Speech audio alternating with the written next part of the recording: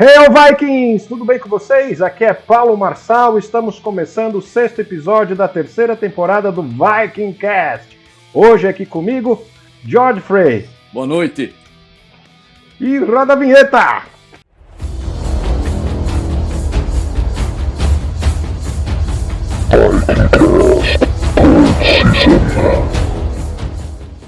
Voltamos! Antes de eu apresentar para vocês o nosso convidado de hoje, eu tenho um recadinho para dar.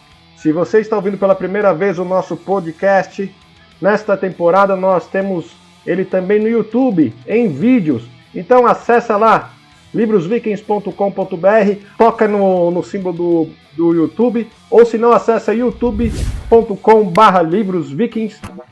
Dá o seu like, toca no sininho para ativar as notificações, se inscreva no nosso canal, compartilha e o mais importante, comente, tá bom? Isso vai ajudar a desenvolver o meu trabalho e o do George. Então agora vamos lá, deixa eu apresentar o nosso convidado de hoje. O George Frey é um criminólogo especializado em analista comportamental e também é o autor da série de livros Clube dos Deuses. E o primeiro que já foi lançado é As Crônicas da Deusa Freya. George Frey, fala um pouquinho pro pessoal que está nos ouvindo sobre quem é você e como surgiu a ideia por detrás de O Clube dos Deuses. Boa noite, meu irmão. Obrigado pelo convite. É sempre muito bom bater um papo sobre esse trabalho gostoso e, particularmente, com alguém que comanda uma tribo de Vikings, né? Raiz como você, aí é fantástico. Cara, você está diante de um dos nerds mais velhos que você já conheceu. Eu tô com 57 anos e desde os 7 que eu sou nerd. Então, quando esse termo nem existia ainda. Então, por isso a minha paixão pela ficção e, apesar do meu trabalho ser muito duro, né? Analisar comportamento humano desviante, mas sempre ficou aquela chama acesa do nerd, né, do garotão que acredita na fantasia e uma válvula de escape, né, para toda essa pressão do mundo real. E aconteceu meio que por brincadeira. O meu sobrenome, o Frey, ele tem a mesma grafia do deus nórdico Frey, que é um deus Vani. Né? Odin é Aesi, o Freya são Vani. E eu brincava muito com isso, que eu era descendente deles, tal. Só que isso foi começando a tomar forma à medida em que eu comecei a estudar mais a mitologia nórdica, vi o quanto ela é. E achei interessante a personagem Freya, que é a irmã gêmea dele, e que tem, em vários relatos das Edas Poéticas, ela é colocada como tão poderosa quanto Odin, porque ela apresentou a Odin as runas, ela apresentou várias magias para Odin. Então, eles inclusive tinham uma paridade em relação às almas dos guerreiros, né? Dos vikings que caíam em batalha. As valquírias, que eram comandadas por Freya, elas recolhiam essas almas, e aí, diante de Freya e Odin, essas almas eram divididas para... como hoje a gente escala um time de futebol, né? Eu quero esse, fica com esse, toma esse. E eles dividiam essas almas, cada um ficava com metade e assim seguia. Eu senti que era a hora, tá? de colocar isso e transformar isso num livro, numa saga, porque tem muita história para ser contada. E não é uma história pegando o link das Edas Poéticas lá da Idade Média. É contextualizando no mundo atual, no aqui e no agora. Sim, isso daí é uma coisa bem legal. E no seu livro, né, não fala apenas do panteão nórdico, né, ele trabalha com outros panteões. E quais são esses panteões que fazem parte do Clube dos Deuses, né? E depois explica como surgiu a ideia do Clube dos Deuses, né? Por que Clube dos Deuses, por exemplo? E me cobre um furo que foi decidido hoje e que você vai ter em primeira mão. Tá? Temos bomba, material exclusivo. Bomba! Atenção! Cara, é o seguinte, se você estudar qualquer panteão você vai ter mais ou menos a mesma história, o arco narrativo, que houve um ser, um Deus que criou tudo aquilo, de alguma forma aquele Deus pereceu, ou pereceu para que a partir da morte dele tudo nascesse, inclusive os filhos dele, e povoassem com diversas divindades com poderes diferentes, né? O Deus do sol, do mar, da chuva, do trovão. Varia muito de panteão para panteão essa coisa plural. Mas esse arco narrativo de Deus primário, os deuses que formam o panteão e o apocalipse desses panteões, eles são muito semelhantes. Então nós temos o Ragnarok lá no nórdico e, usando essa expressão, os Ragnaroks de cada um. O que é que me ocorreu? Porra, todos eles tiveram esse começo, ascensão e queda. Então, os que sobraram dessa queda, o que foi feito deles, né? Alguns são esquecidos, outros começaram a ganhar uma roupagem nova, graças, de repente, a teimosia e perseverança de alguns bravos como você e como gente que mora lá no hemisfério norte e que conduz, né, essa fé com os deuses antigos, e também por conta da mídia. A Marvel, bem ou mal, prestou um grande serviço jogando luz sobre tudo isso. Lógico, a Marvel fez lá as licenças criativas dela, né, no Ragnarok, que foi muito bom. Eu gosto muito da Marvel. Como nerd, eu adoro os filmes dela. Agora, lógico, conhecendo a história original, eu sei que Loki é não o irmão, mas o pai de Hela. Loki é o pai de Fenrir. Então, Loki, para Marvel, ele é meio limitado e caricato. Só que, originalmente, Loki tá em todas, velho. Ele sempre tá armando, sempre tá tramando, sempre tá... Ele não é aquele vilãozinho como da Corrida Maluca, né? Com bigodinho, aquela coisa de esfregar as mãos. Loki tem sacadas muito, muito geniais. Quando os deuses estão em algum apuro, eles recorrem a Loki, por conta dessa carga que ele tem de criar e resolver problemas. Então, os panteões que eu fui buscando nessa narrativa foram praticamente todos, né? O celta, o japonês, o chinês, o egípcio, o brasileiro, o maia, o nórdico, o romano, o grego. Todos esses eu parti do princípio que eu não vou conseguir trazer todos, porque alguns deuses já pereceram pelas mãos de outros deuses, né, do destino. Então, os sobreviventes desses apocalipses, né, que aconteceu em épocas diferentes, em dimensões diferentes, esses deuses acabaram se refugiando na Terra entre os seus seguidores. Assumiram a forma mortal e estão aqui na Terra refugiados entre eles. Freya, que conseguiu escapar do Ragnarok, e não só ela conseguiu, mas ela salvou alguns outros deuses do Ragnarok, ela já tinha uma presença aqui na Terra há pelo menos 2.500 anos. Então, aí, tudo isso acontece, o livro, a ambientação, 80% do livro se passa na ilha de Freya, lá no Atlântico Norte, chamada Vanarren do Sul. Então, Freya, como anfitriã, ela foi buscar esses deuses que estavam espalhados e meio caídos por aí, e os trouxe para Vanarren do Sul. Em Vanarren do Sul, você tem uma cidadela dos deuses, que ocupa boa parte da ilha, e dentro dessa cidadela dos deuses, as vilas correspondentes a cada deus, a cada panteão, desculpe. Então, tem lá a Vila África, tem a Vila Grécia, tem a Vila Brasil, a Vila Vila Celta. Então, os deuses que sobraram desses panteões ocupam esses lugares e têm uma participação ativa no dia a dia. Como eles conseguiram descobrir que existe um inimigo em comum entre eles, mas descobriram isso tarde demais, porque eles já haviam lutado entre si, panteão dentro do próprio panteão, panteões contra panteões, e cada vez que eles guerreavam, só aceleravam o processo de morte, da morte deles.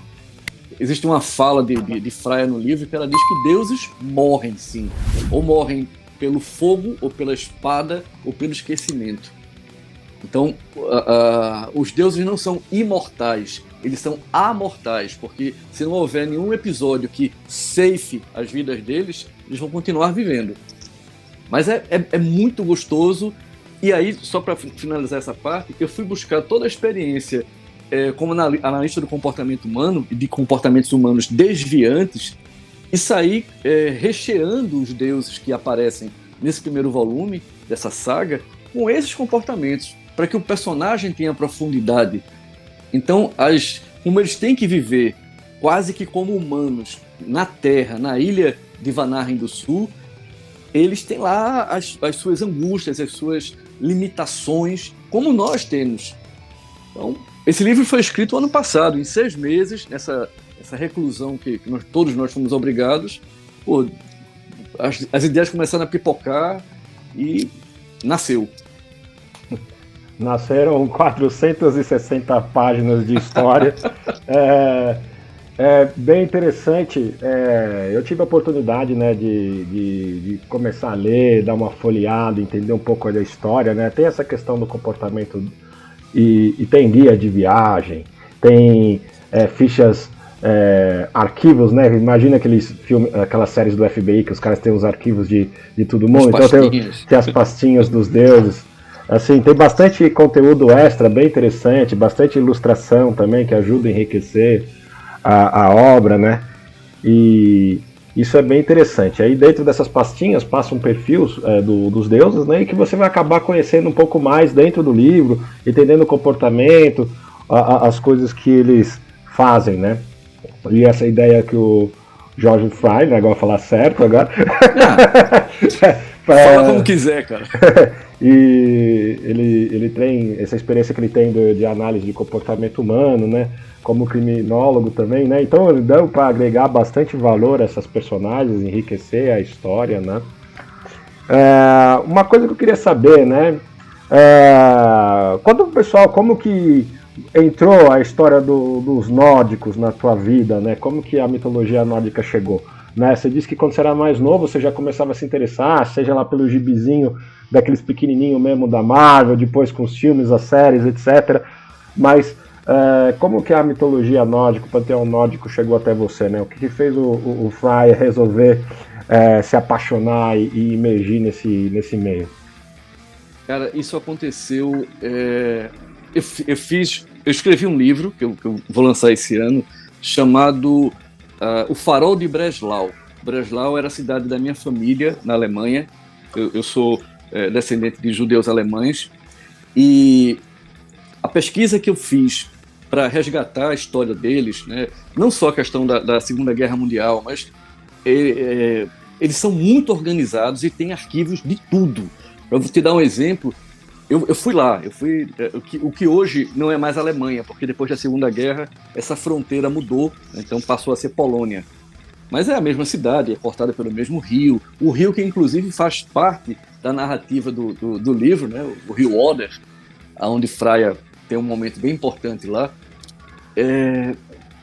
No arquivo municipal eles têm os livros grandes, pretos, escritos a bico de pena, com os boletins de 1800 e bolinha, cara. As notas em matemática, em alemão, em geografia, dos alunos que, porra, já são... nem o pó dos ossos desses caras estão lá. Então, essas viagens que eu fiz para resgatar a história, para escrever esse livro, O Farol de Breslau, me trouxe emoções muito fortes. Cara, o Brasil tem 500 e poucos anos. Eu estive em Veneza. Porra, Veneza tem 2.000 anos, velho. Lisboa tem 4.000 anos. É muito louco que na Europa, no velho continente, você passe por calçadas onde gerações e gerações andaram por cima exatamente daquelas mesmas pedras. Então, essa energia toda dos nossos ancestrais, eu fui buscar os meus ancestrais humanos, né? E isso começou a bater forte na questão da ancestralidade, da questão do que nós somos hoje. Não é o acaso, nós somos hoje por conta do resultado de vários acontecimentos que foram sendo encaixados ao longo de eras e que nos coloca aqui, hoje, usando uma tecnologia fantástica, que é bater um papo virtual desse, para um público muito grande. E tudo isso não dá para ser só atribuído à genialidade humana. Existe um quê de divino permeando qualquer invenção, qualquer avanço da humanidade. E também as coisas ruins. Existe um quê de divino nas grandes tragédias, nas guerras, nos conflitos. Eu, inclusive, trouxe um pouco disso para dentro desse livro, aonde Fry, para o choque do personagem lá humano, ele deixa bem claro que nós somos deuses, nós não somos santos, não. Então, nós sentimos, amamos e odiamos com a intensidade igual a de vocês.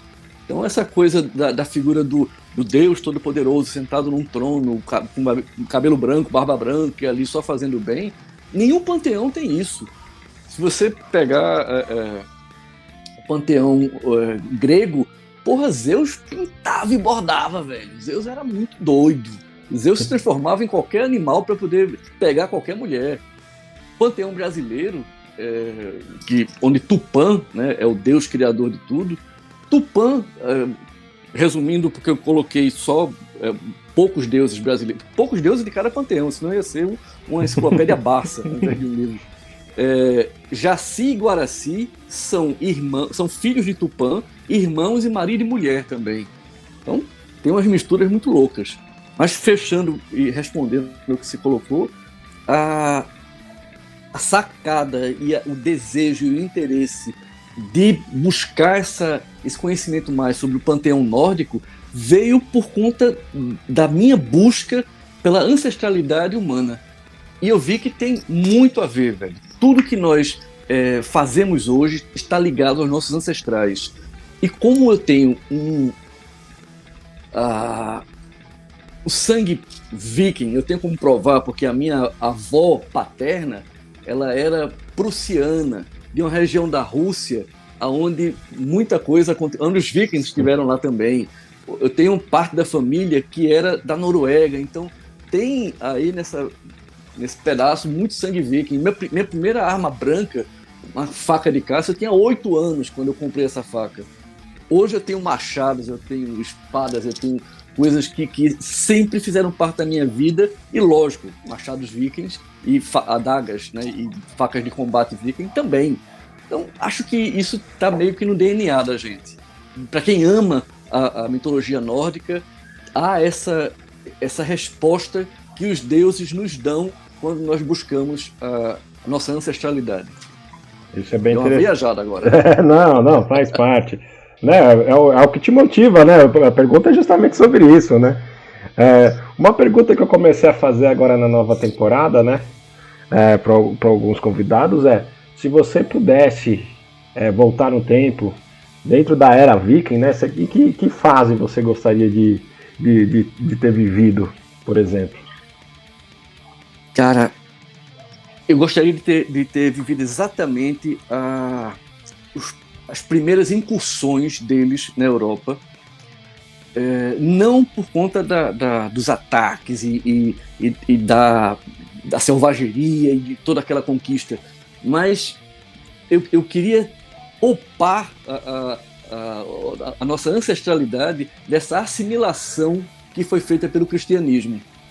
Eu sei que existe muito de sobrevivência nisso, né, que ficando distante da sua matriz, das suas referências naturais, você acaba assimilando a cultura local, os costumes locais, e aí vem os casamentos, vem as misturas, mas a cultura viking foi se diluindo e se perdendo de uma forma muito injusta, cara. É muito injusto. E, porra, hoje, nada contra os cristãos, porque eu tenho uma família cristã, sou casado com uma cristã, mas a forma como eles abafaram, como eles foram quebrando a estrutura, a espinha dorsal da cultura viking, que foi uma via de mão dupla, eles permitiram também isso, eles foram recompensados por isso, mas eles não têm ideia do desdobramento, de como isso seria ruim para deixar fragmentada a história. Então eu gostaria de ter voltado nessa época para ser o cara que diz, ó, conquista menos. Tá, essa porra dessa Inglaterra aqui já tá boa, bicho. Vamos ficar só por aqui. Vamos subir mais um pouquinho. Vamos atravessar para o Atlântico, mas sem perder as raízes, sem perder as referências. São muito bonitos os rituais. São muito lindos o dia a dia dos vikings, o dia a dia dos nórdicos, né? Os vikings eram os que viajavam, né? Cara, a harmonia com que eles viviam em relação à natureza. Lógico, na Idade Média eles foram retratados como monstros que usavam chifres, aquelas coisas bem caricatas, mas quem mergulha um pouquinho, 2 dedos só na história real, vê que tudo aquilo ali é muita pirotecnia, né? E a essência é de um povo forte, um povo com vigor, um povo que sabia o valor do auto-sacrifício, do preservar a qualquer custo a família, a comunidade. Porra. Falando nisso, tem um trecho que eu resgatei das tradições nórdicas, que é a Águia de Sangue. Tem um capítulo no livro onde a personagem ela é condenada e punida com o sacrifício através da Águia de Sangue, e aí, passo a passo, ela é ensinada e é mostrado o que acontece até o final. Que é uma punição pesada. Pesada, chocante. Inclusive, né, para as pessoas que estão ouvindo, que já leram os meus livros, né, no primeiro livro tem, né, também, né, a Águia de Sangue, né, explicando, né, uma das torturas, como o Ray disse, né, as mais terríveis que tinha na época, né. Hoje ainda se discute se realmente acontecia como foi retratado, por exemplo, na série. Lógico que na série eles exageram tudo, né? Não era que nem na série mostrou, mas era cruel da mesma forma, né?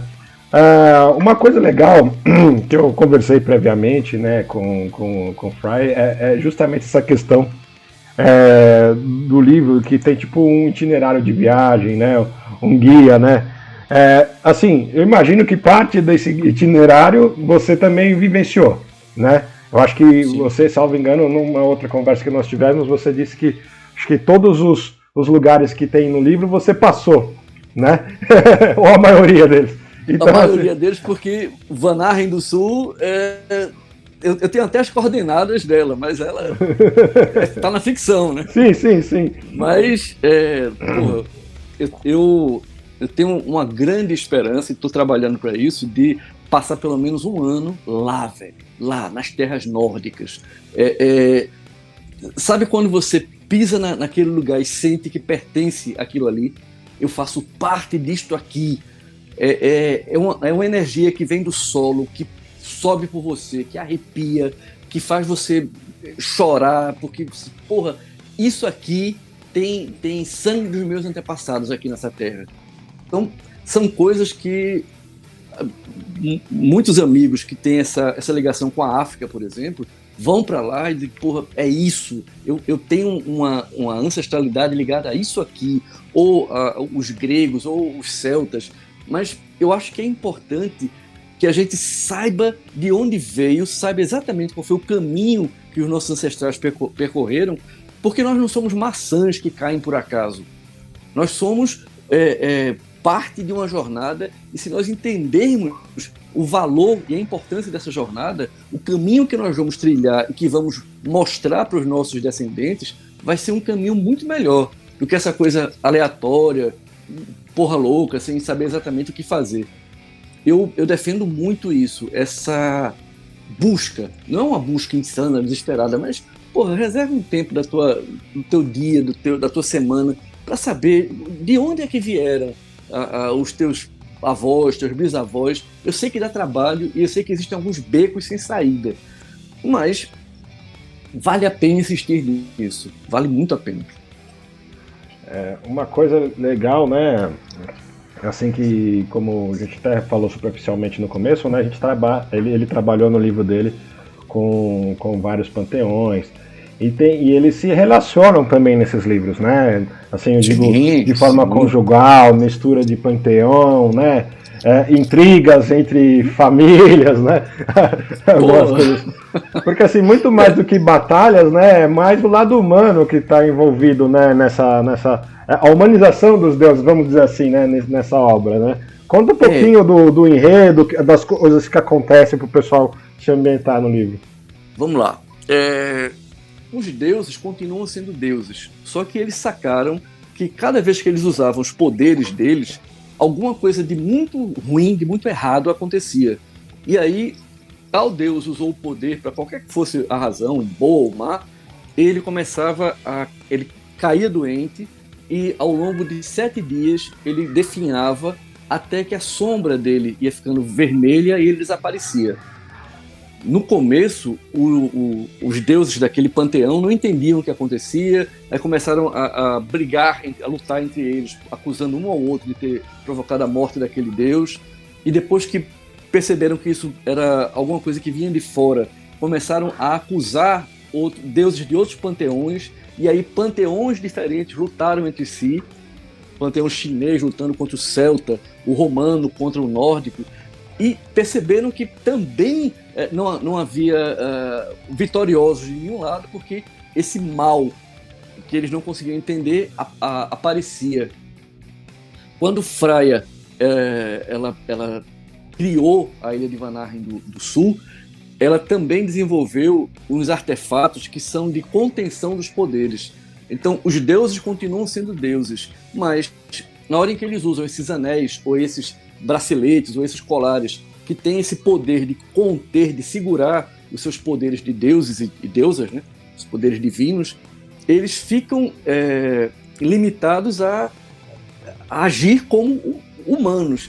Veja, um humano não consegue matar um deus, mesmo que ele esteja usando esses amuletos de contenção, porque a própria estrutura dos deuses não permite ser machucada. Uma espada segurada por um humano não entra no corpo de um deus.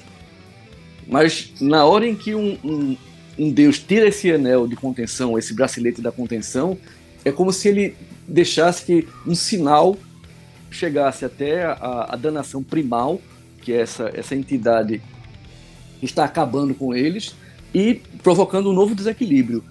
Então, a ideia de ter deuses que começaram a ter medo da morte aconteceu dentro de um contexto onde nós, humanos, paramos de fazer o que nós fazíamos no dia a dia com um medo global da morte.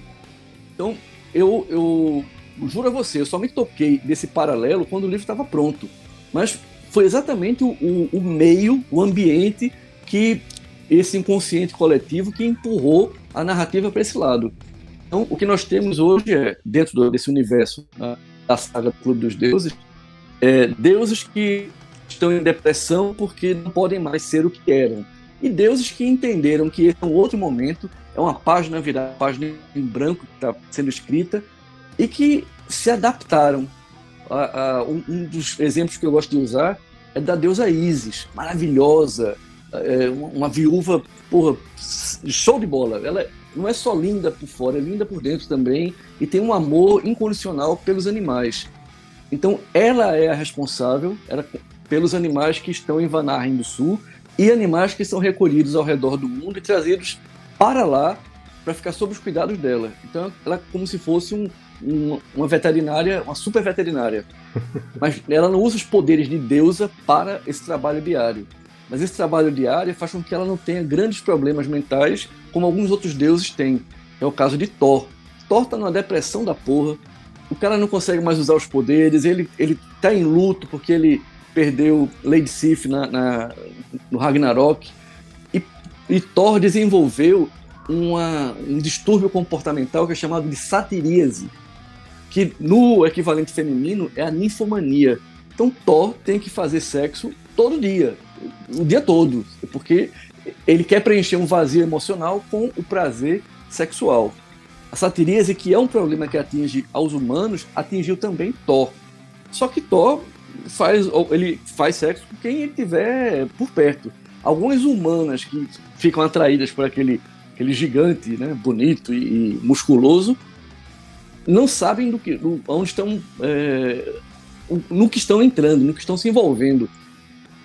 Porque a maratona de sexo as orgias e maratonas levam essas mulheres à morte, à exaustão, porque ele não para.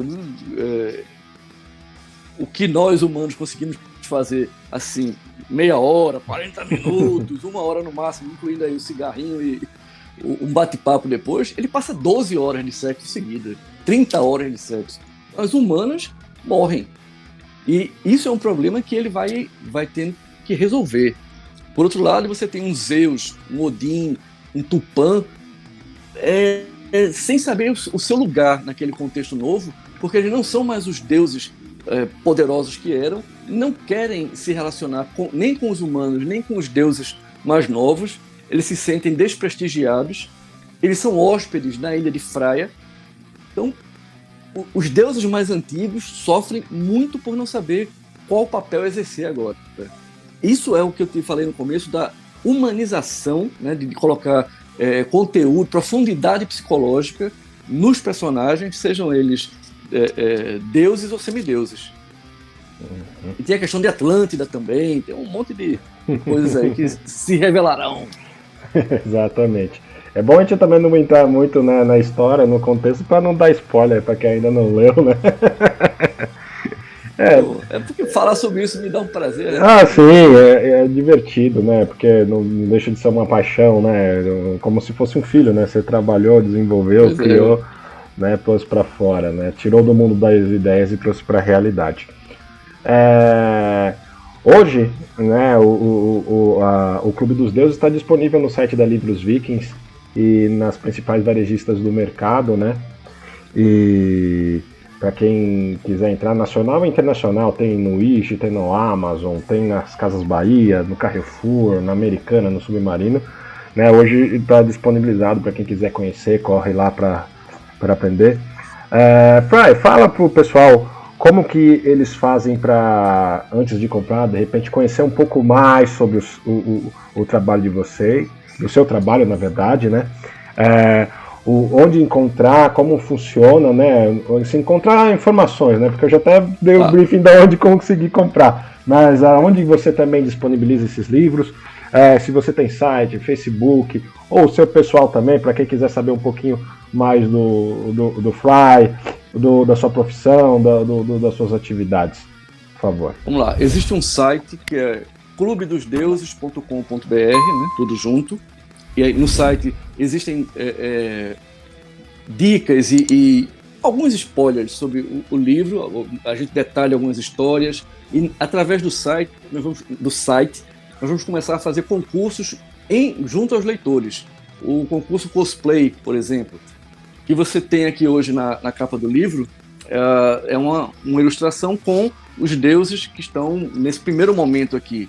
Dentro do livro tem muito mais deuses, mas aqui você tem Zeus, Loki, Oxalá, Kali, maravilhosa Freia, Thor dando em cima de Jaci, que é Jaci é casada, velho, né? Poseidon, Ísis e o lobo Fenrir. Então, estão aqui. A proposta é que no volume 2 e daí por diante, nós não tenhamos as ilustrações, mas sim as fotos dos vencedores dos concursos cosplay, porque isso é que vai rolar. Eu vou começar a abrir agora esse concurso, onde o cosplayer, né, que eu acho fantástico o trabalho, né, a incorporação que eles fazem, ele vai lá no site, vai escolher as categorias dos deuses que vão estar disponíveis e vai escolher qual deus ele vai incorporar.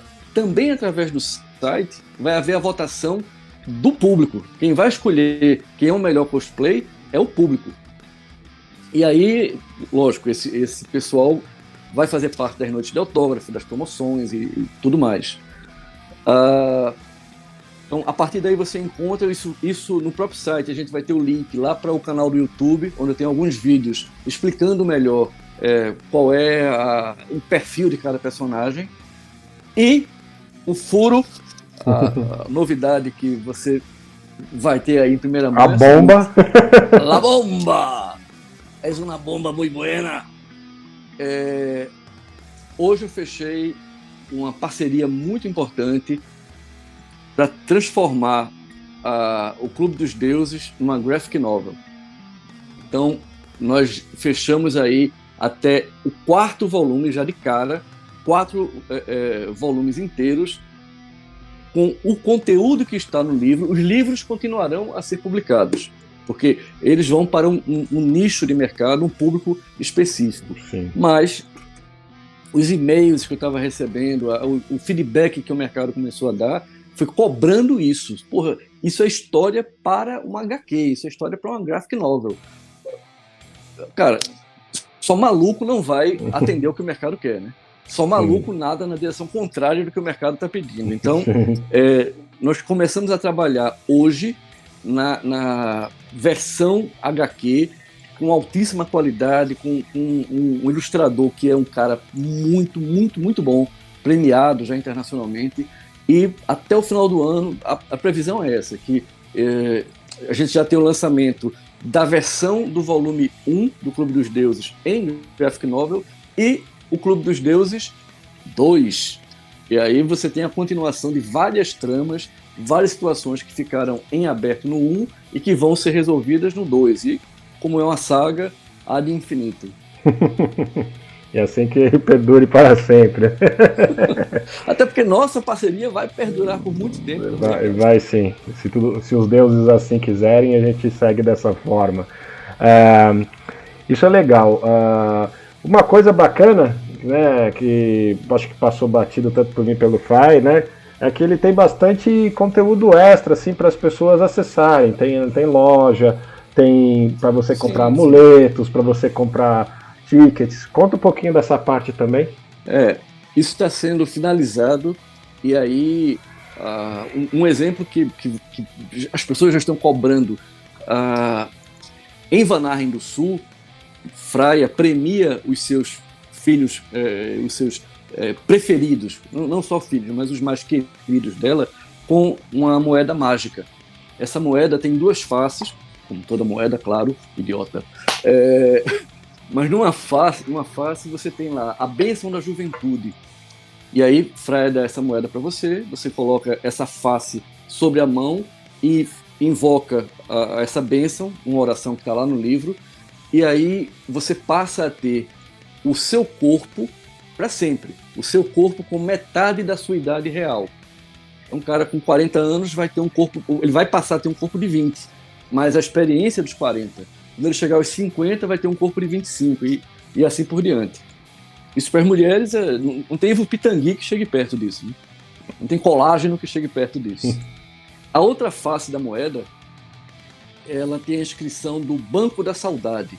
O Banco da Saudade é um banco de verdade, de madeira, uma relíquia, que fica às margens do Lago de Freya, em Vanaheim do Sul, e colocando a moeda com essa face para cima e fazendo a invocação, basta que você pense em uma pessoa que já morreu, pode ser um parente seu, ou pode ser uma figura ilustre do passado, um Chaplin, um Einstein, e essa pessoa vai aparecer sentada no banco ao seu lado.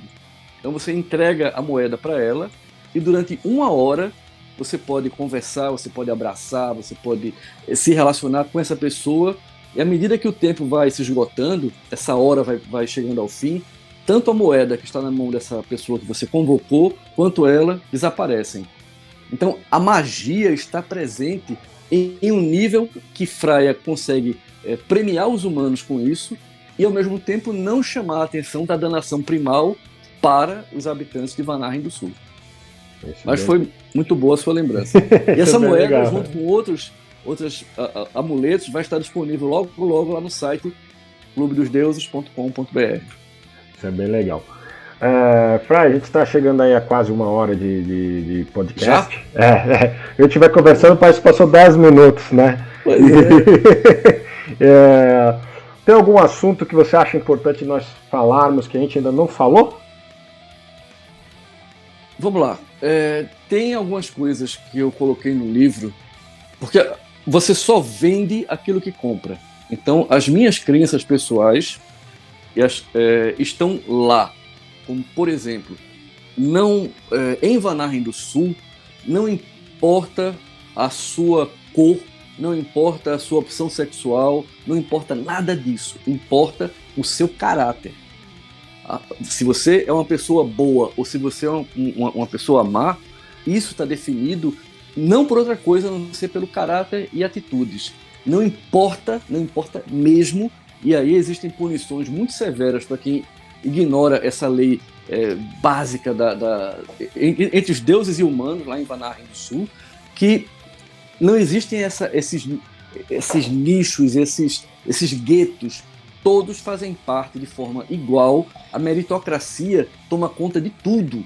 Então não existem os preferidos ali que vão ocupar cargos aqui ou ali porque tem um sangue. Não, você tem as pessoas com a capacidade de crescer e se desenvolver e fazer aquilo que amam, independente do que sejam.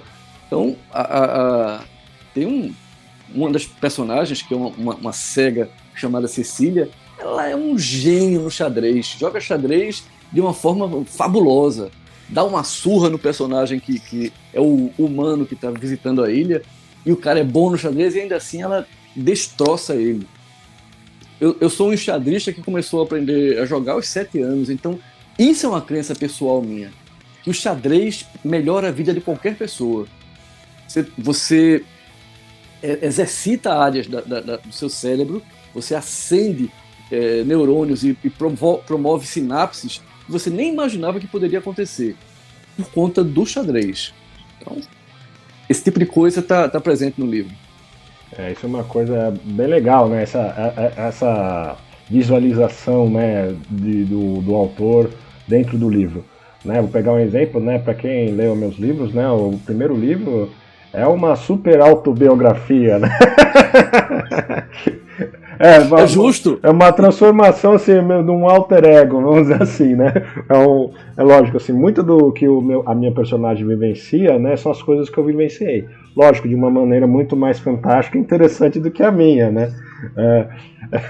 Então, assim, um exemplo, não tem no livro, mas um exemplo nem é real, mas eu quebrei um dedo. Eu quebrar um dedo é uma coisa, agora a personagem quebrar o dedo é uma maneira diferente. O que aconteceu? O cara apanhou um meteoro na mão e quebrou o dedo, é um exemplo, né? Assim, super diferente do que eu tropecei e bati o dedo na quina, né? Assim, são exemplos e coisas assim.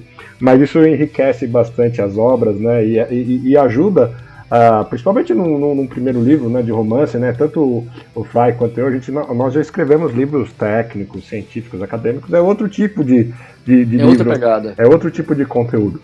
Trabalhar dentro dessa ficção, isso ajuda para nós fazermos essa transição, né? Você traz coisas que você tem familiaridade e ajuda você a criar uma realidade diferente, né? Dizem que o bom mentiroso é aquele que incorpora um pouco da verdade dentro da sua mentira. Então, se ele pega um gancho numa coisa que é verdade, é mais difícil de se identificar a mentira, porque ele está falando a verdade junto, né? Isso. Então, assim, no livro é mais ou menos isso. A gente está contando uma história de ficção, mas você usando a verdade como base fica muito mais inteligível, muito mais fácil das pessoas perceberem o que está acontecendo, do que se a gente criar um mundo totalmente utópico, né? Não que não tenha livros geniais nesse sentido, mas aí fica mais difícil para o leitor comum, vamos dizer assim, né, conseguir se ambientar e se identificar com a obra, né? E lógico, o que seria da humanidade sem a fantasia? Exatamente. Que mundo chato seria sem a fantasia. Eu acho que 90% do nosso dia a dia, da vida, é baseado em fantasia, né? Do que a gente espera para o futuro. A gente não tem noção nenhuma do que vem daqui 1 minuto. Eu posso tropeçar e bater as botas daqui 10 minutos. Toda a minha projeção, toda a minha fantasia para daqui 10 anos vai pro ralo. Você, né? É um nórdico, cara. Você é um viking. Você morre assim, um viking tem que morrer em campo de batalha. Hoje em dia é um pouco mais difícil, né? Mas não tá ficando muito mais, não, do jeito que as coisas estão andando. Nunca se sabe. É bem interessante, eu gostei muito da conversa que a gente teve com o Fry aqui. Mais uma vez, para quem quiser conhecer, acesse lá clubedosdeuses.com.br. Quem quiser encontrar o livro também para comprar, tem lá no site da Livros Vikings, nas principais varejistas você encontra. Fica aí a dica, né, para quem também quiser conhecer o Fry. Fry, como que o pessoal consegue bater um papo com você diretamente? Existe essa possibilidade?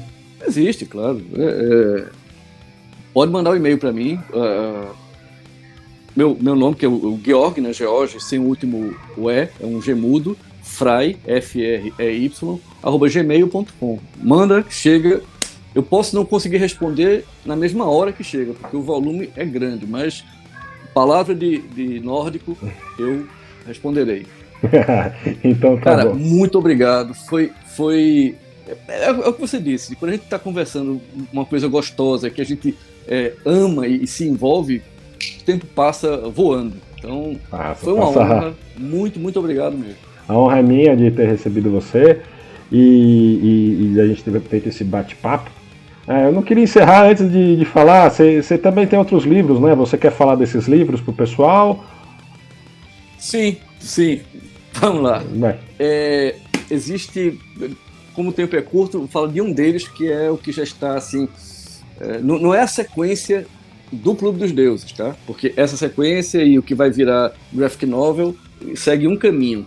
Só que aqui dentro existe um momento em que 14 deusas da sedução, do amor e do sexo se encontram e entregam para esse humano, esse mortal, o manuscrito definitivo do que é que elas querem que os deuses aprendam em relação à sedução, amor e sexo, e por tabela, o que é que os humanos vão também usufruir desses ensinamentos.